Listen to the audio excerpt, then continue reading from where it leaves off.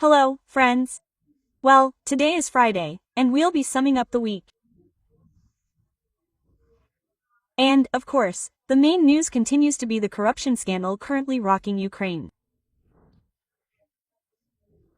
But, by the way, we need to talk about rocking, because they've already started to slowly reveal their secrets. There's Mikhailo Podolyak, an advisor to the head of the presidential office, and he's also called Chushnets. Well, he's always called Chushnets. He's just an eternal graphomaniac, both on paper and in his speech. He's always writing long, drawn-out sentences, but within these long sentences, you can still pick out this nonsense he's trying to convey, that the Kremlin is actually to blame for corruption.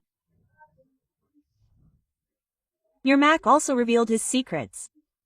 Yermak really went wild today because, firstly, he said that Zelensky can't be criticized. And why criticize him at all? His name, shouldn't be put next to the names of his best friends. Well, you figured it out too. Minnik and Sheffer, they were all talking on those tapes with Galushenko, talking about calling Zelensky, talking to Zelensky. What does Zelensky have to do with this? What right do you even have to put Zelensky next to these names? So, Zelensky, excuse me, Yermak was genuinely outraged. Firstly, why even include Zelensky there?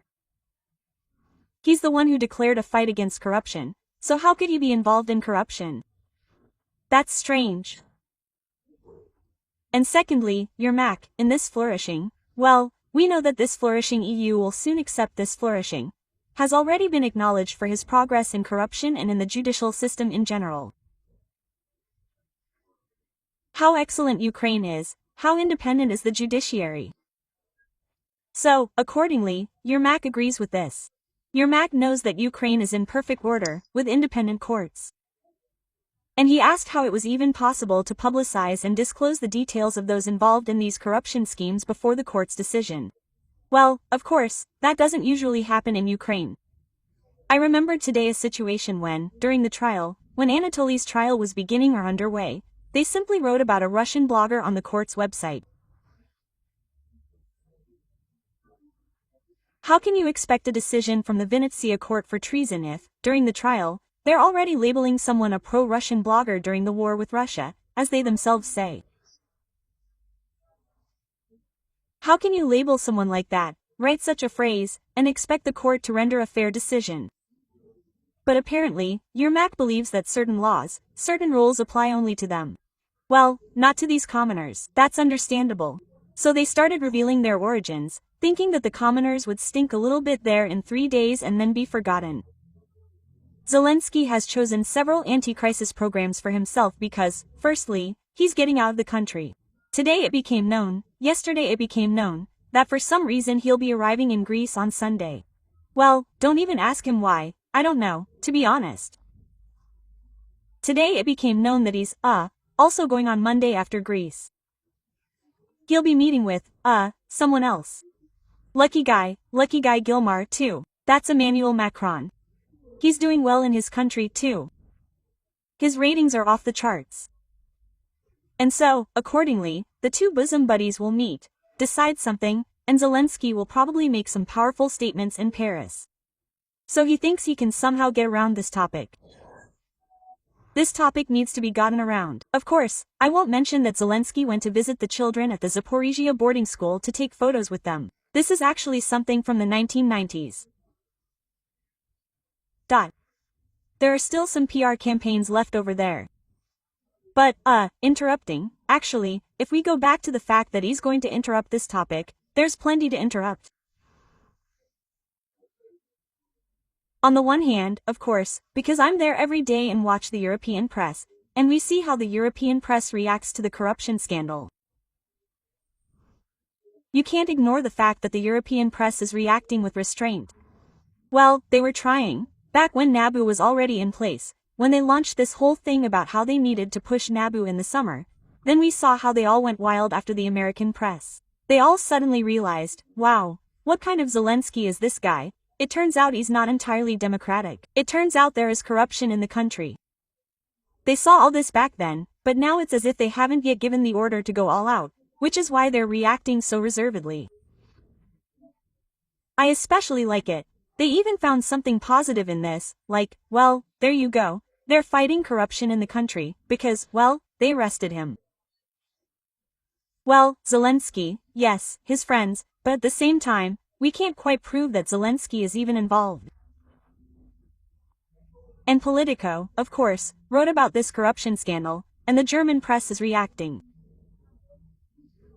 But one could say that, from the European press, we can single out, the Swiss publication.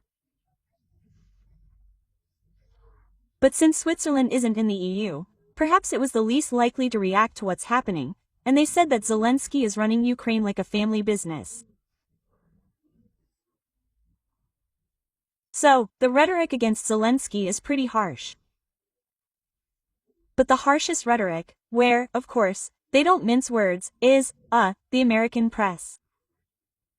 Moreover, the most interesting thing is that we might, of course, think that it's Fox News or those loyal to Trump, loyal to the Republicans, who are choosing this kind of rhetoric. No, because both the New York Times and ABC News have published several articles. Even ABC has seen television reports where they discuss Zelensky very harshly. And the New York Times simply states outright, Zelensky's image is tarnished because the corruption investigation has shaken his inner circle.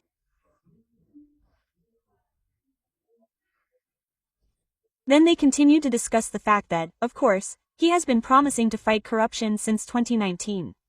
And almost 7 years later, which is scary, by the way, to mention this number, because I also read an article yesterday and they wrote 7 years, I thought, my God, what a horror, this Nashka has been sitting there for 7 years already.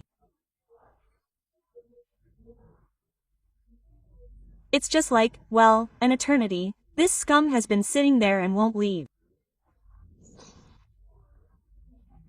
So, 7 years after his promises, and I also noticed yesterday, if you look at his face, over these 7 years, what he came to be and what he has become, this is, of course, the influence, well, the influence of his vile creature. And, of course, we assume the drugs that he may take. So that's how 7 years are, yes, they shocked me. But at the same time, the New York Times is arguing that nothing has happened in the fight against corruption in these 7 years.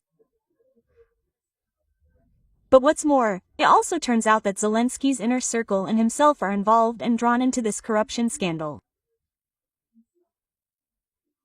Moreover, they mentioned that, Zelensky is putting pressure on NABU detectives, on the anti-corruption agency, arresting relatives, arresting detectives. And what's interesting is that today, I don't remember who, either from NABU or from the SAP, said that when they were preparing to file charges and conduct searches, they were expecting every day that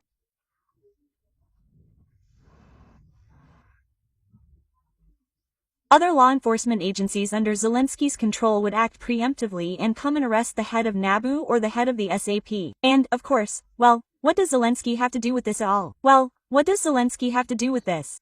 Of course, as your Max said, he can't even be mentioned anywhere.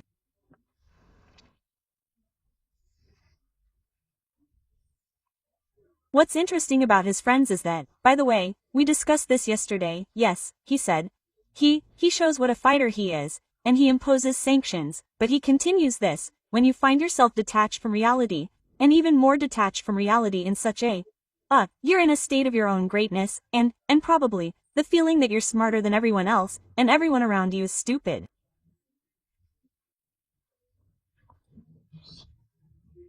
Well, I was actually watching yesterday and thinking about how they were building these houses in Kozan. Well, right there in the Kyiv region. During the war, they started building palaces for themselves. And I was just watching, thinking, well, how stupid do you have to be? Well, actually, it's not stupidity, but the feeling that everyone around you is stupid. So, in this feeling, Zelensky decided to demonstrate that he, of course, punishes corruption. He suspended these people, removed these people from the National Security and Defense Council. And, of course, he promised to impose sanctions. We discussed this with you there. He imposed sanctions, but he imposed sanctions, so to speak, on a sucker won't notice. He imposed sanctions, firstly, for 3 years, and secondly, He imposed sanctions against some Israeli citizens, Mindik and Zuckerman. These Israeli citizens will not be able to carry out any economic activity in Ukraine. And the Ukrainian citizens, Mindik and Zuckerman, who should have their rights limited, and I'll mention again that I know how it's possible to have rights limited, because sanctions have been imposed on us, on our entire family. You can't have bank accounts, your accounts are frozen. You can't have any business at all, you can't register any freehold property. You can't even dispose of your property. Your rights are simply completely infringed. That is, you, like a plant, can just hang out somewhere on the surface, but if you want to turn left or right, you can't exist inside the country. Thank God, I don't exist inside the country. But if Mindik exists inside the country and returns, these sanctions won't affect him in any way, because he, for example, is in Ukraine as the owner of some business, or the owner of some real estate, or the owner of some bank accounts. Sanctions haven't been imposed on him as a Ukrainian citizen, they have been imposed on some Israeli citizen. But what does he have to do with it? He's just, for example, a complete namesake. He continues to exist perfectly normally in Ukraine. That's why sanctions were imposed on these Israeli citizens yesterday. And two questions arose. Does this mean he doesn't have Ukrainian citizenship, or why weren't they listed? Because sanctions often list Ukrainian citizenship, Russian citizenship, so they can immediately impose all citizenships on one person and thus knock him out. But here it's only against Israeli citizens. But in response to the question, it can't be that Mindik is not a Ukrainian citizen, a counter question immediately arose. And why then did the head of the state program service claim that Mindik left legally as a father of many children? After all, an Israeli citizen doesn't need any permits, right? He can simply leave. So, he was allowed to leave Ukraine as a Ukrainian citizen. And what's more, today in Anatoly also published scans of Mindik's passport, a Ukrainian passport, so this issue is closed. He's a Ukrainian citizen, Zelensky simply decided, as I'm saying, this continues, well, suckers are all around. We'll impose sanctions that have no effect.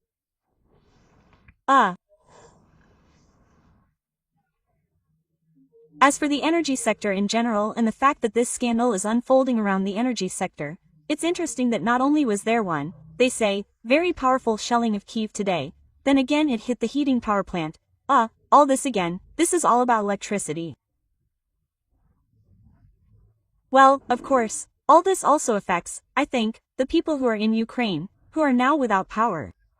They're sitting in Kyiv now, they say, in general, there are scheduled outages for 8 to 10 hours. Therefore, accordingly, when money is still being laundered on these defense structures, with these kickbacks, then it's very, very good that they are doing this. But Europe doesn't really notice this, because it turned out that the European Investment Bank, together with our beloved European Commission, headed by Ursula, who hasn't responded to this scandal at all, will allocate over 200 million to restore and strengthen Ukraine's energy resilience. Of course, this may seem like some kind of joke, but nevertheless, we, are receiving statements like these yesterday about some loan that will be issued yesterday or today, about a loan that will be issued to Ukraine, because things are bad.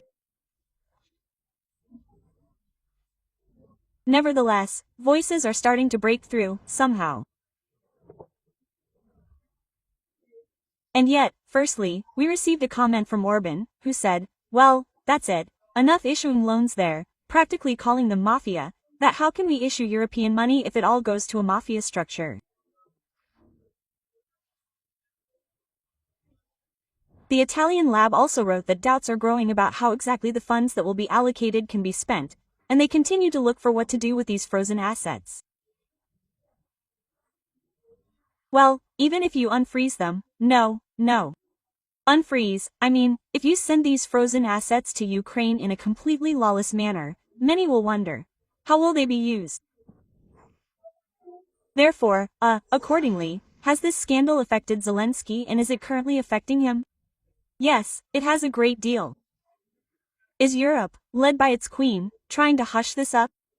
Yes, some parts of Europe, some of the media they control, of course, are trying. But, nevertheless, another blow to crush, well, no, not a knockout, not a knockdown. How to say it correctly, of course, hasn't been dealt yet, but nevertheless, a strong blow to this regime has been dealt, and we can't help but be pleased about this.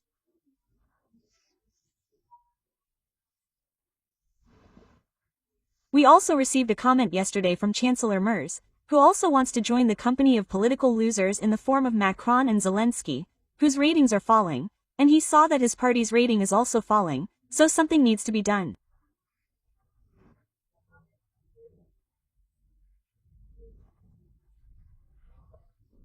And then he started fighting migration, because we know that they're already seriously discussing in Germany what to do with Syrian refugees. And because in Syria, as they say, it's all over, we're already shaking hands there, they're already great friends, they have almost a democratic government there, returning back to Syria. They're deciding on this matter. But Merz also said absolutely openly yesterday that he spoke with Zelensky and asked Zelensky to hold back all the guys, 18 to 22-year-olds, of whom, as you know, there was no influx, there were no queues at the border, and in general, this is all Russian propaganda and ipso.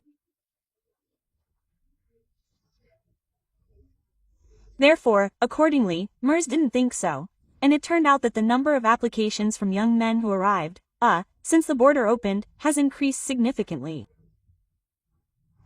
And Merz said, they should be left at home or returned home, because they, will be useful and they are needed in Ukraine. So, this is already happening openly. Even we know that for Germany to say that it is necessary to return, refugees is, well, how that would be worth something. So, accordingly, this week we received a lot of criticism, you could say.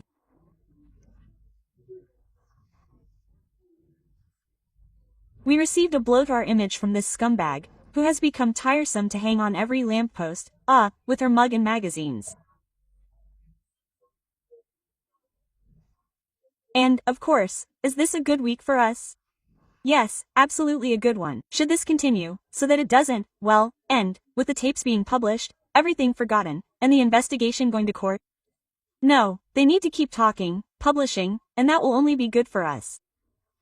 So, it's been a good week of summer, a good week, and I wish you, accordingly, and, a good weekend. We'll see you on Monday. Bye.